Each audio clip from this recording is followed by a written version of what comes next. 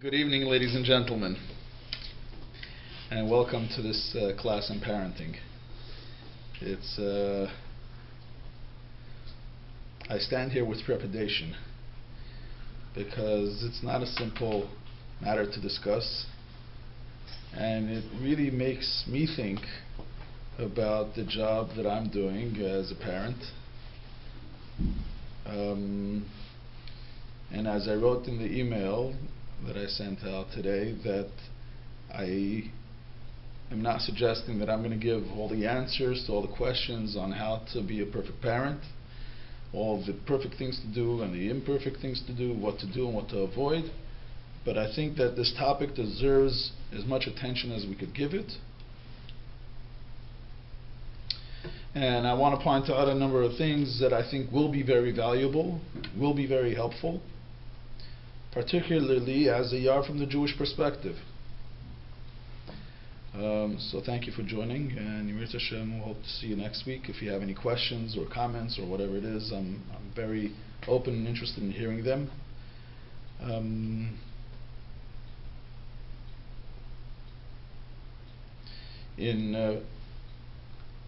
In trying to parent, or trying to do the job of parenting, I very often think back to the education that I received from my parents and the way my parents did things with myself and different things that I saw from different parents. And I want to share, it's almost necessary to start with something at least intended to be humorous. So here are some things that I learned from my mother. It's not my mother, to be clear, but somebody's mother taught this person something. My mother taught me to appreciate a job well done. Well, if you're gonna kill each other, do it outside. I just finished cleaning. My mother taught me religion when she said, you better pray that this will come out of the curtains. My mother taught me about time travel. If you don't straighten up, I'm going to knock you into the middle of next week. My mother taught me logic, because I said so. That's why. My mother taught me more logic. If you fall out of that swing and break your neck, you're not going to come to the store with me.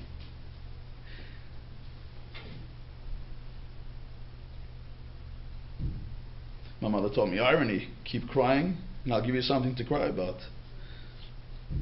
My mother taught me the science of osmosis. Shut your mouth and eat your supper. My mother taught me about stamina. You'll sit here until that spinach is all gone. My mother taught me about weather. This room of yours looks like a tornado went through it. My mother taught me about the circle of life. I brought you into this world, and I could take you out of it.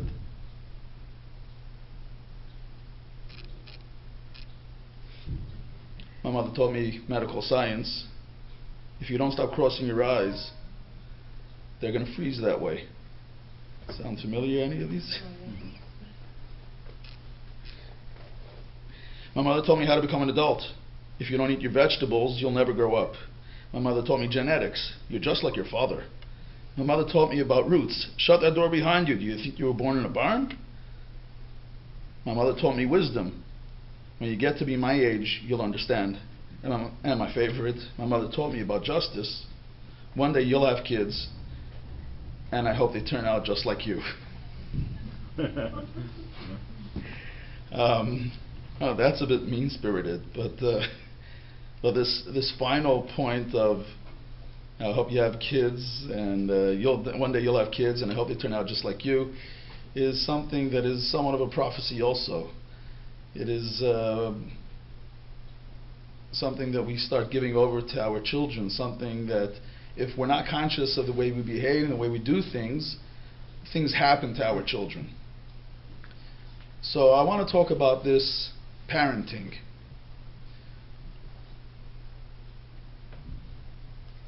And before we get into particular details of parenting, I want to focus on why to parent. Why is it so important to discuss the why? Because if you don't know why you're doing something, it's very, very difficult to figure out how to do it. Just the other day, someone came to me with a project, a brilliant idea.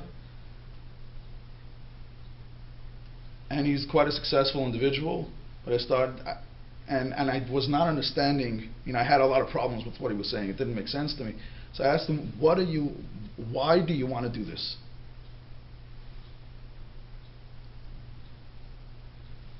Because I asked him a number of questions, things that didn't make sense to me, wanted to get my feedback on that. So it didn't make sense to me.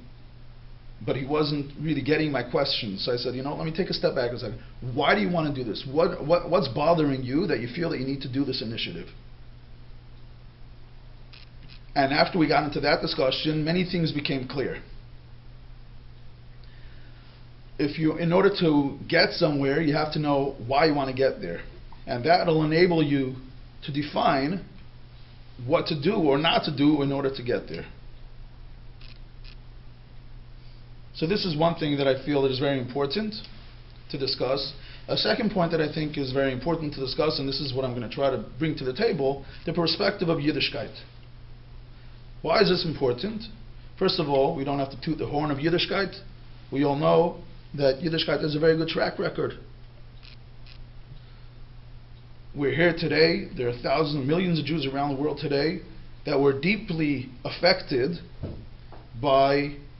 because our parents and their parents and their parents had a very deep commitment and connection to education. They had a very deep commitment to their children and to their grandchildren.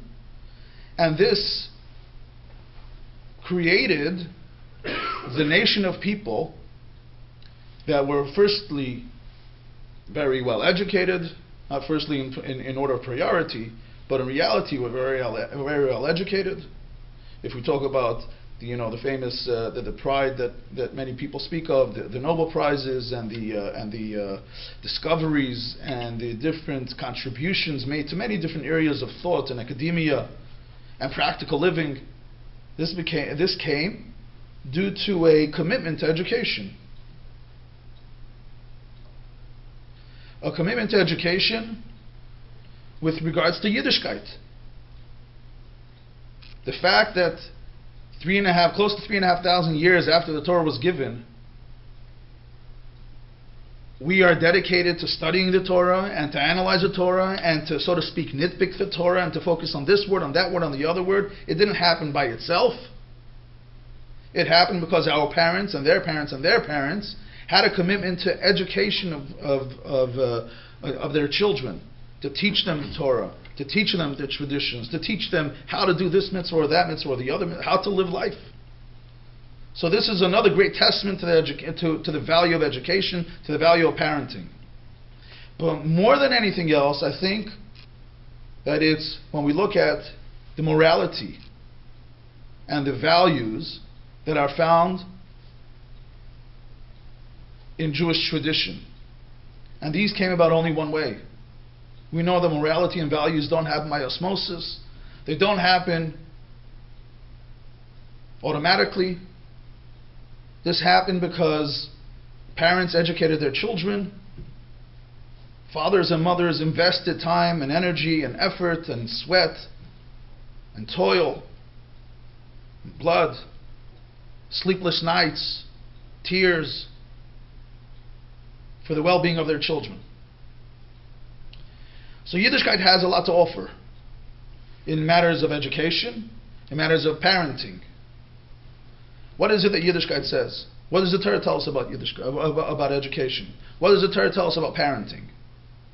Now, it would be lovely to have a book of Torah that tells us, do this, don't do that. The reality is that that doesn't exist. What the Torah does tell us, and that we recite on a daily basis in the Shema, Vishinantam levanecha.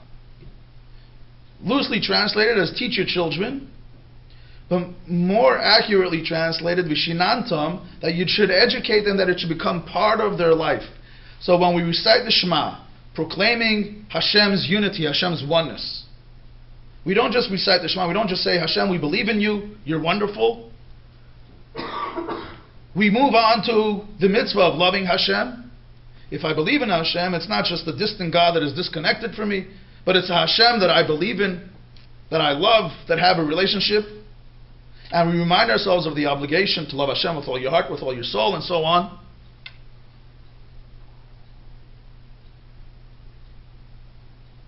and immediately we say that this should be Bishinantam Lebanecha, you should teach this to your children, this relationship with Hashem.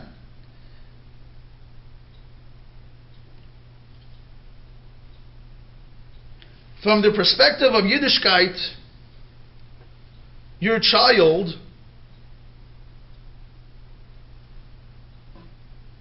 is a great gift that is given to you by Hashem.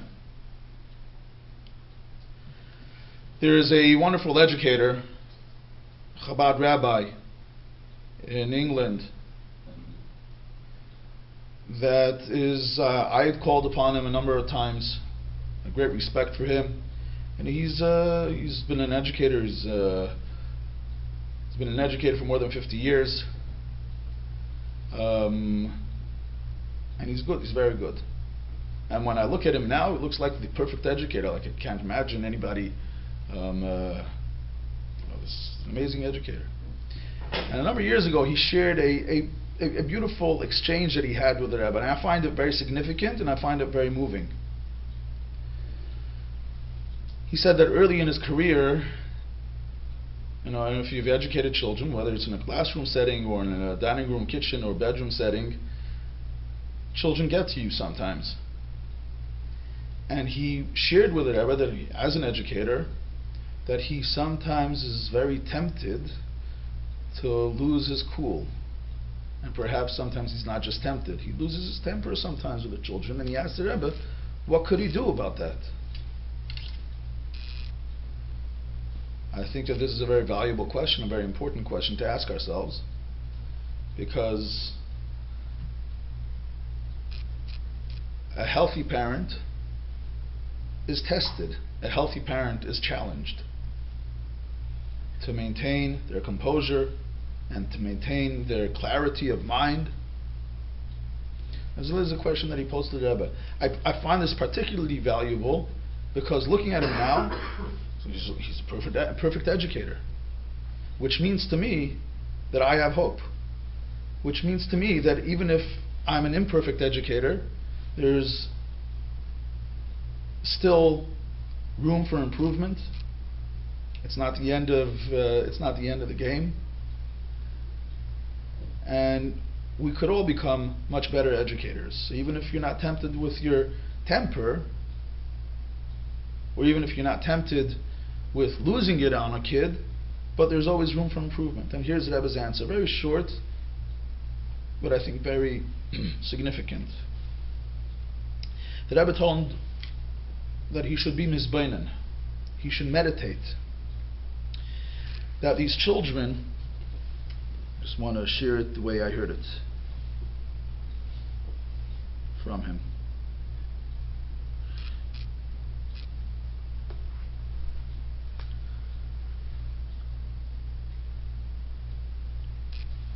That as much as they're yours,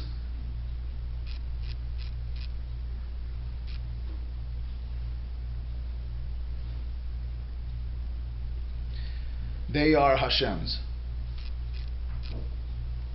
This was the Rebbe's answer, and this will help you maintain your composure so that you could continue educating them. Why is this significant? Why is this important? There are 2 points over here, I think. Number one, the idea of being mizbeinen, mitbonen, lehitbonen, which is focused concentration or focused. I don't want to use the word meditation because that sounds Far Eastern and rugs and only white clothing. But it's something close to that. It's focused thinking that awakens emotions or that arouses emotions, that allows for emotions to be moved. Number one, to be mizbeinen. And number two, what that meditation should be. Meditate and what the meditation should be.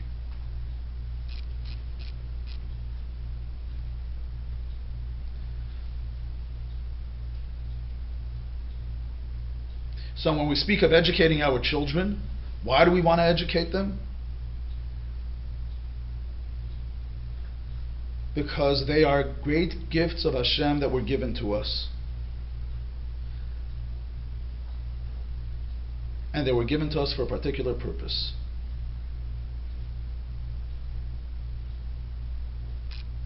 Hashem tells us that we have a mitzvah to educate our children. Now, education of our children, when the Torah tells it to us, doesn't say teach them particular skills. Well, the Talmud tells us we have to educate our children how to swim. We have to teach our children swimming. We have to teach our children how to commerce, so that they should be able to survive. But other than that, the Torah doesn't really tell us teach them how to light candles for Shabbos, or teach them how to wrap tefillin, or how to make a kosher sandwich. The Torah doesn't say that to us. Educate your children. In different parts of the Torah, Hashem tells us, you should tell your children. Speak to your children. So this is a mitzvah that we have. We have an obligation to raise our children. So why educate? Why parent? It is a mitzvah to take care of them. Why is this significant? Because there are many different reasons to parent. And primarily, and what I think is so important to avoid, and what could become problematic, is emotional parenting. In no way am I suggesting, and I want to make this very clear at the outset, that we should remove emotions from education. It's not possible. Our children are part of us, and what they do and what they don't do affect us emotionally, and that's a good thing. But we have to keep our emotions in check to make sure that we educate our children in a healthy way, and not, God forbid, that our emotions turn into something that is unhealthy expressions of emotion. But if we don't remember why we're educating our children, it is very easy for our emotions to take over the playing field, turn into an emotional struggle, an emotional battlefield, an emotional tug of war. And you could have many different issues that arise from emotional education, as opposed to focused, logical education. I'm using the word education because I think that the word parenting cheapens what's at stake. Parenting sounds like something that you do. You know, sometimes you do accounting, and sometimes you do jogging, and sometimes you do parenting. And that's not the case. Parenting is not a verb. I mean, parenting is a verb. But to raise our children is not a verb. It's not something that we just do at certain times of the day or the night. Parenting is something that we are. Education is something that we are. This is something that we do constantly. And this is something that falls into, or once we recognize why we educate, we realize that it's not just something that we're doing when we come home from work, or before the kids fall asleep, or when we wake up in the morning, or the different times of the day when we interact with the children. The rest of the time, they're off on their own, and thank God I'm off on my own, and I could...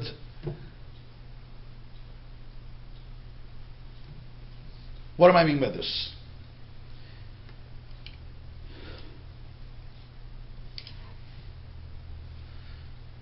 When we educate our children, there are two parties involved. There are more than two parties. There are many parties involved.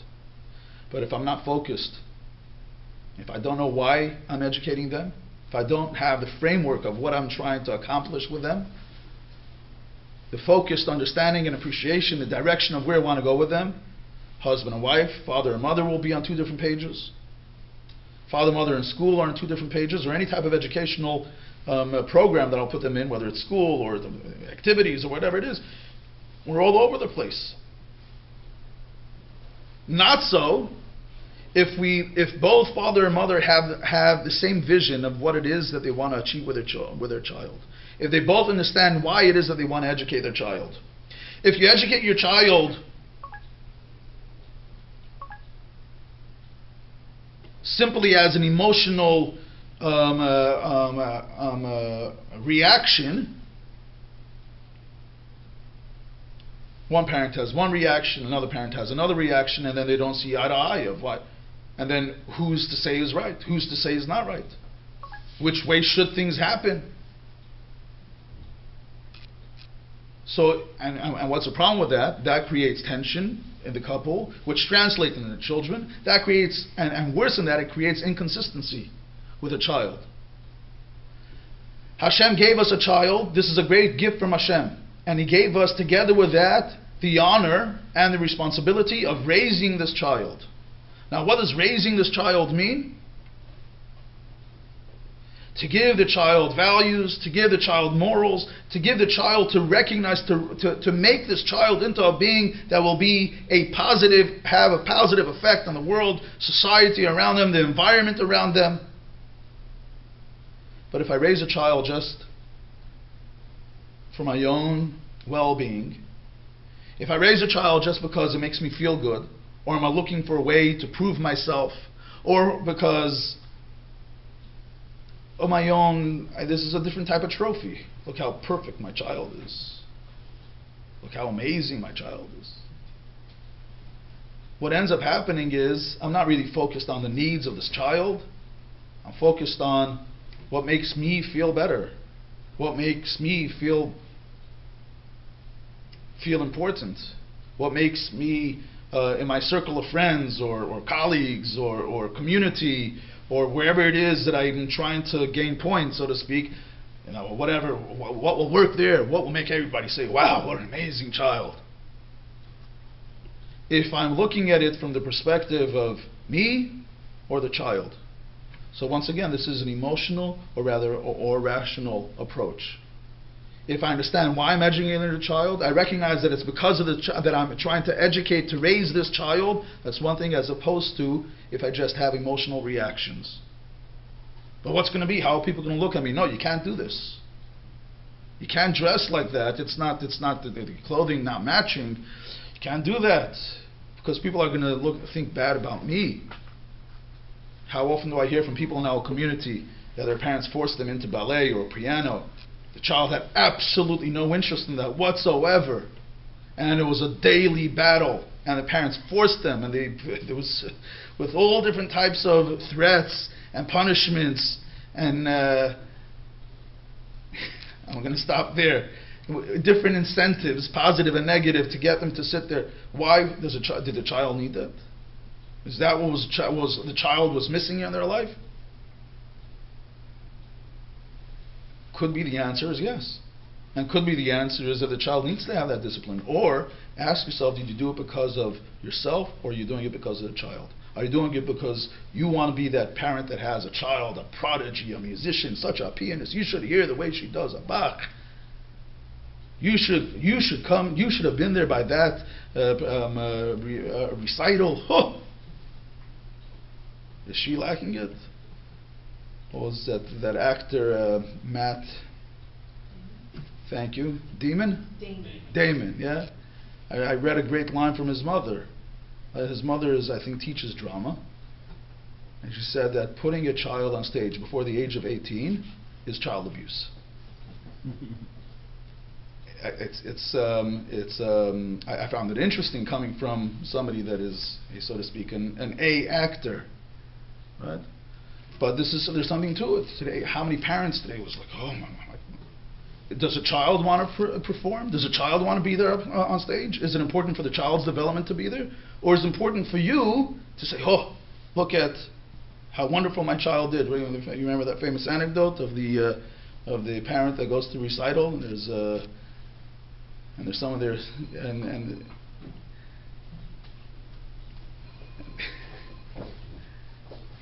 and there's an elderly gentleman sitting there next to the father, and sitting there and crying as a little girl tries to play her piano. It's awful.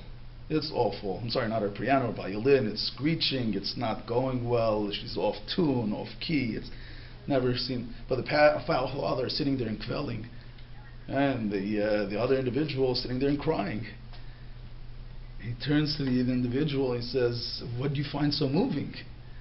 Do you know the tune?" He says, no, I'm not Jewish. I don't even know this tune.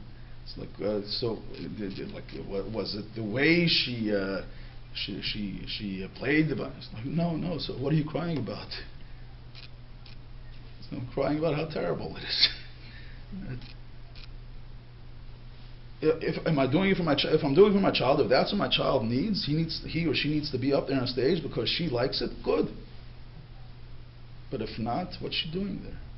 Because I'm using this as an example, as many different areas in life that we push out. If we're doing something because of our child, we're doing something because of ourselves. Where does it all come from? Am I focused on them or am I focused on me?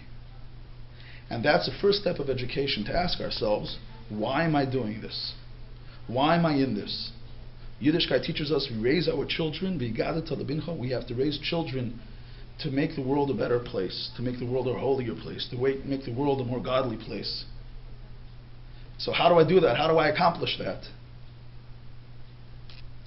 This is where education comes in.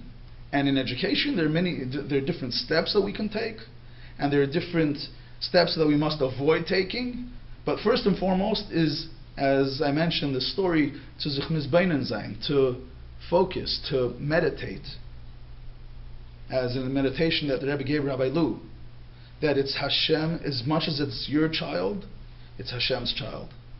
And Hashem gave you this child for a particular reason. Now what could you do to give this child the best that they can? And what is that? Step number one is love. What does love mean? Well, obviously I love my child. But remembering what love is, and it's interesting that in the Torah, where the Torah tells us, Vishinantam levanecha, that you should teach it to your children, it comes right after the mitzvah of Ahavtas Hashem Elokecha, that you should love Hashem. What does loving Hashem mean? What does loving anybody else? And we're not going into a whole love discussion. But loving Hashem is to learn how to do things not for myself, but to learn how to do things for Hashem. Why am I doing this? Does it make you feel better? Does it make you feel more enlightened? Does it make you feel more powerful? Does it make you feel... I'm doing this simply because Hashem said so. That's what love means, when I learn how to suspend my own ego, my own needs, my own interests for the well-being of another person. So if I love somebody, I learn how to give away from my time, from my energy, from my money, from my life. I'll give everything away for that person, not just theoretically, but practically. If I love Hashem, because I love Hashem, He asks me to put a mezuzah on my door. Put a mezuzah on my door. If I love my child, I don't give them everything that they ask for. I don't get into tug of wars with them. If I love my child, I ask myself, what does my child need? What do they really need? Not what are they begging for this moment. What do they need? Number one. And number two, to guide them to think of long term what I am achieving with them, but to do so on their terms. This is perhaps a simple idea, but I think one that can't be overlooked.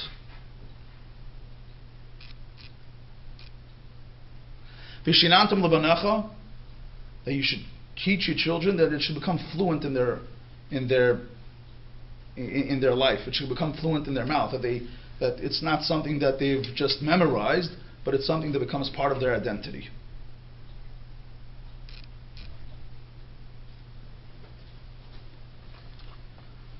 And this happens in different ways. This happens through formal teaching, but much more than that, and primarily through informal teaching. When I have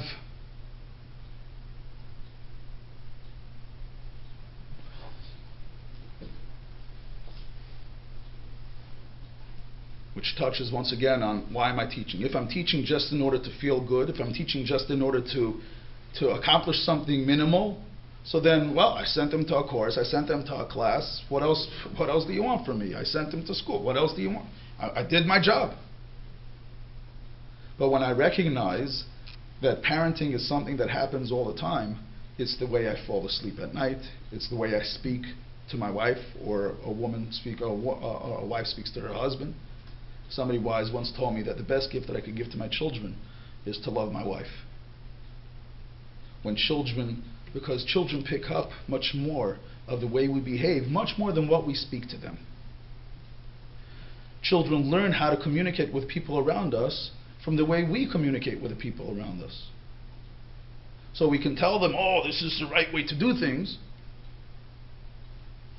But when I recognize that parenting is not just something that I do at certain points, but it's something that happens all the time, once I became a parent, this is it. You are being watched. Honesty, integrity. And more than anything else, not just based on emotional outbursts. There's and this is not it's simple to talk about, but it's not so simple, especially in today's day and age where there is so much talk about allowing a child, so to speak, freedom, equality, and sometimes I see it in people around us where parents will sometimes consult with their child about something that is of super importance. And contrary to what it might appear sometimes, I don't like to jump in and give people advice and direction and, no, you do. But a parent is a parent.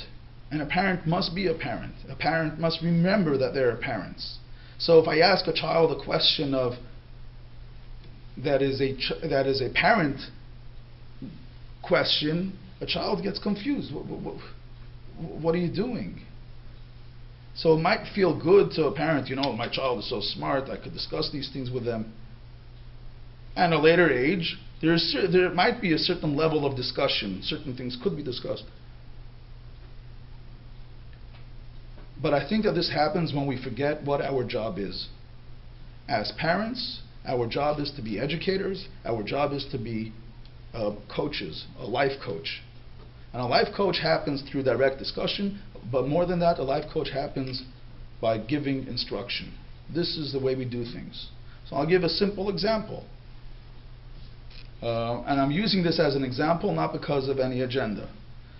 Parents sometimes ask me, my child is so mischievous in shul, or my child misbehaves in shul.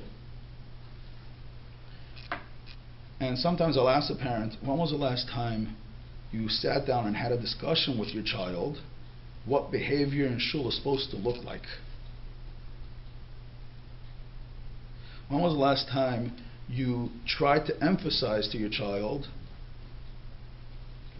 what is done and what is not done? Just sharing information of. So if I see myself as parenting, well, it's not parenting. I don't know what to do. I'm just davening in shul. My child just. But when I recognize myself as the guide, the coach, the one that is raising this child, so everything that I do, whether it's walking into a store, walking into a play area, going on a play date, or walking into shul, there's a certain point before it happens, because what happens many times, children walk in, they start doing, and then we start getting frustrated, and then as soon as either we've had it, and we yank them out. It's like, we're never coming to this place again. You're never going to that friend again. We're never going to. Or next time, well, we don't say anything then, but then when we come home, and then 3 days later, they ask us, it's so much fun when I went to this place of this play area. When can we go back again? Oh, the way you behave, you're never going. I'm never taking you any. Did you ever take the time of, this is what we do in such a place, and this is what we don't do in such a place? Prior to walking in, prior to the child. And during that time, when we're focused and we're not emotional, and the child loses it, so if you get emotional, my child is embarrassing me. No, it's not about embarrassing you. It's really not about you. It's about the child. The child is doing something they're not supposed to.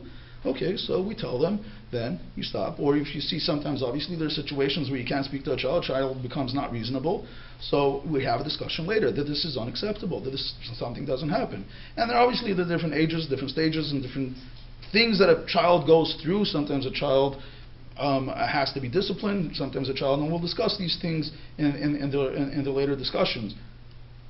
But first and foremost, to remember that we are educators, we are coaches. A coach that loses his cool on their, what are they called, trainees or whatever it is, it doesn't work. That's not how a coach works. In today's day and age, there's an idea of, parents and children, there's just some type of friendship, and there's some type of, a house is something like a kibbutz. Let's have a general meeting and whatever, everybody. It's not that. Parents of the house are the guides of the house. I will try to educate you, obviously with respect and out of love. But it's a very focused and a very rational approach that we have to take to education. And when we do this, and when we remind ourselves, and when we remind ourselves that they are Hashem's as much as they're ours, our children pick this up. Because when we recognize that our children are Hashem's as much as they're ours, there's a different form of respect that we have for them. And then when I say respect, it's not like it's a hands-off respect. Oh, I can't. It's a respect of I have a responsibility and an honor to try to raise this child. No matter what type of child it is, no matter what type of challenges this child throws at me, that's fine. It's part of the pekel, part of the package that Hashem's giving me with this child to enable them to become successful people. Now, what is a successful person? From the perspective of Yiddishkeit, that they understand their self-value, that they appreciate who they are, not in an arrogant way, God forbid, but to understand that they have a neshama, that they have a purpose, that what they do and what they don't do is significant. It's important. If they hurt somebody, it is hurtful. If they make somebody else feel better, it is better. But where does that come from? It all comes from recognizing why. Recognizing that this is a God-given mission to me, and a responsibility to me, and an honor to me, that I am able to raise Hashem's child. So on the one hand, it's demanding of me, but on the other hand, it's the greatest honor that I could be raising Hashem's princes and princesses. When I have the proper approach, then I'm excited about guiding them, and if need be, disciplining them. They won't start hating you. And if there's a day or half a day or a minute or a half a minute that they do, nicht welt, it's not the end of the world. This is your responsibility. But when so if my education is just an emotional education, just an emotional approach, then I can't do that. Then I'm just reacting to what goes on, and I'm foreseeing, and I look at what happened in the past, and I create different scenarios in my mind. Oh, I want to avoid that, so forget it. I'm not going to ask her to do this, or I'm not going to tell him to do that, because I don't want to have this reaction, I don't want to have that reaction. That's not love. It's thinking about ourselves. And this translates to many, many other areas and approaches and details of how we educate our children.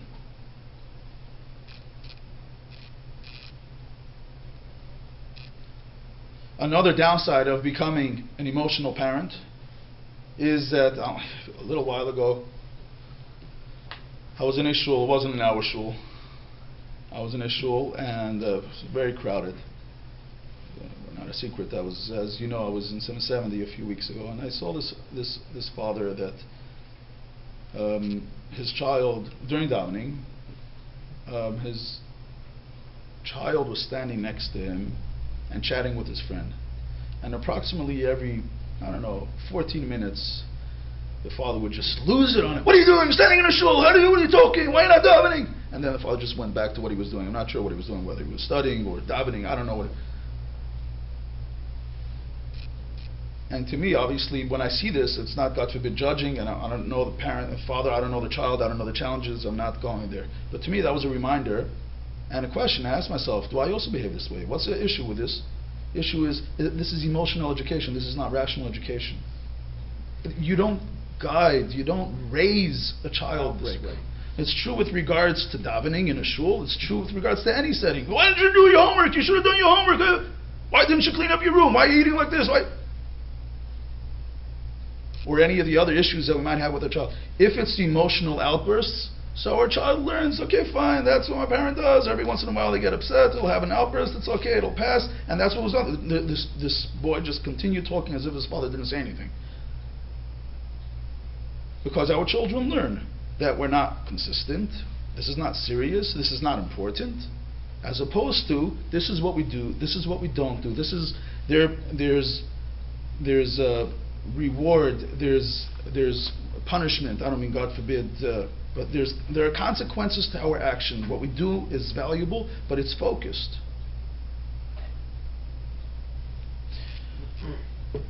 Consistent.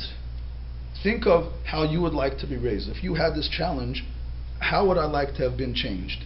Well, and ask yourself, the way you're doing it, is this the way that I would like to be coached? If I had this particular challenge that I talk during davening, or I don't clean up my room in the mornings, and it would be important for me to change, what would be the best way for me to be changed? Emotional outbursts doesn't work. Or maybe it does. Does it? If that's what the child needs, well, that's what the child needs. It's a rational, premeditated decision, which also includes a consequence. This is, as I mentioned, this is something that we're going to discuss, reward and punishment. But this is the same. It's not just an emotional outburst. But this is something that is done with respect. It's done with dignity. It's not humiliation. It's not, I'm going to show you who's boss and I'm going to put you in your... It's not what it's all about. Because then a child learns that when we're upset and we don't get our way, we have to just show our opponent who's boss. As opposed to saying, okay, fine, there's some things that have consequences, some things that have with which you'll be disciplined. It's not that I'm angry, it's very focused and very premeditated. So his Beinonus, focused meditation, at the outset, is something that is very important. What do I mean at the outset? There is an idea that the Rebbe Rashab, the fifth Lubavitch Rebbe, shares, which is, I think, so powerful and something that we must take very seriously. That there is a mitzvah that parents have, that they have to think about focused meditation, focused thinking about their children a half hour every single day. Now, if you have a number of children, before I speak about this child and that child and this teacher and the other teacher, it's more than a half hour, and I'm thinking about while I'm working, and I'm thinking, they got suspended last week, and I'm afraid they'll get suspended next week. Right? We start having these thoughts. That's not focused thinking. That's just thinking just like we think about the weather and just thinking about many different matters that are important or less important in our life. But the Rebbe Rashab is talking about focused thinking, focused meditation. And I don't know what the Rebbe Rashab meant, but I have a feeling that it's this type of focus, of recognizing the responsibility and the honor that we have, that they are our children, and what I could do to coach them properly. They have this child, let's punish them and let's reward them. What can we think of? Oh, that's emotional reaction. That's just technical. It's not how you're going to coach your child into something beautiful. You coach your child. Doing that just creates the same thing all over again. Wait until you have your own children, and then you'll see. You're creating the whole cycle over again, as opposed to saying, no, we're going to do this rationally, we're going to do this focused. And it's up to us. There's a friend of mine who grew up in a very unhealthy home. Think of unhealthy, dysfunctional home, and his family had it. His parents. Father was a cheater, like the whole thing, everything. A very, unfortunately, very sad reality he grew in. But he's Baruch Hashem, and I wish this for him for many more years to come. In my opinion, I don't know what's going on, when the doors are closed, but from what I see, exemplary, beautiful. There's love, there's discipline, there's dedication. And I asked him once, how do you do this? How do you do this? You grew up in such a toxic environment. You never saw healthy parents. Not like, okay, fine, an aunt and an uncle took you in, and you've never seen healthy parents and a healthy parent-home dynamic. Where do you take this from? And I said that he went through so much hell and so much pain, and he promised himself that his children will never go through that. And he thinks about this on a daily basis. Is what he's doing to his children what his parents did to him? And Baruch Hashem, he's in a loving relationship, but he thinks to himself, the way he speaks to his children, the way he treats his children on an ongoing basis, is he creating a hell for them? which means that sometimes you have to do decisions that are not popular, and sometimes he does things that in the community that he's in are, I don't understand, but he does what's best for his children, and that's what's the most important thing, the focus and the thinking.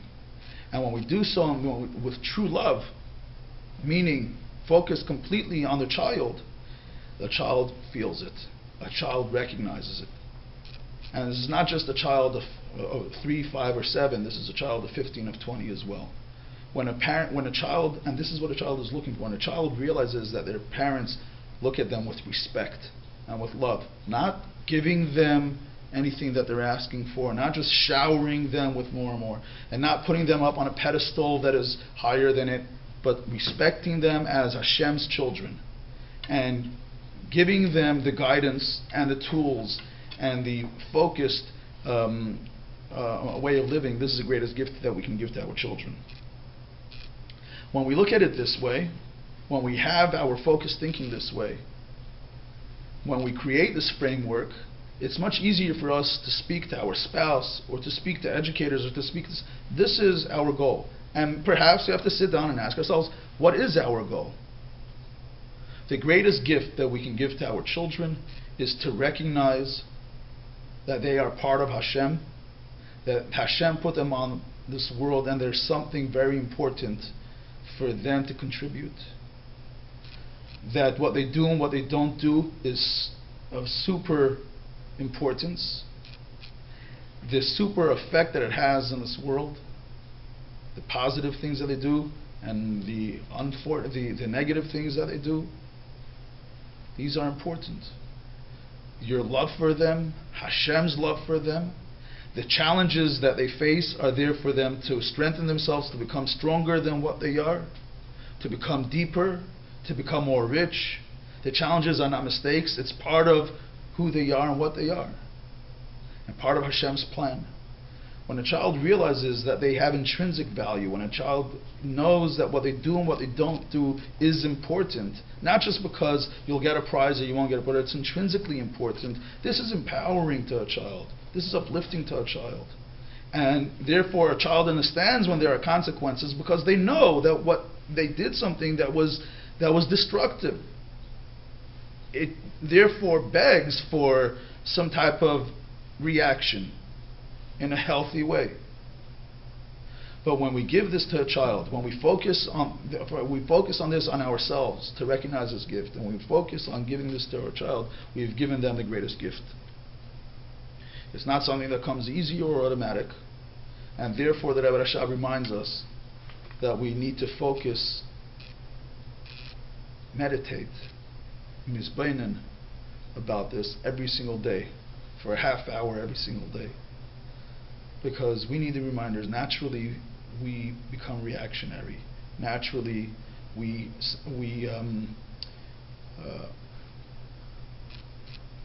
project ourselves on our children. Naturally, we project our shortcomings and our strengths and our own phobias and fears and all our issues we project on our children. This happens naturally. And once we do that, we start becoming emotional and emotional reactions, as opposed to having very focused thoughts and very focused thinking, and therefore that enables us to guide, to raise, to coach our children, to raise them to be beautiful emotionally, intellectually, spiritually, physically, to be the best that they can. Thank you very much. May you be successful, may we all be successful, and Mitzvah Hashem, next week we'll continue.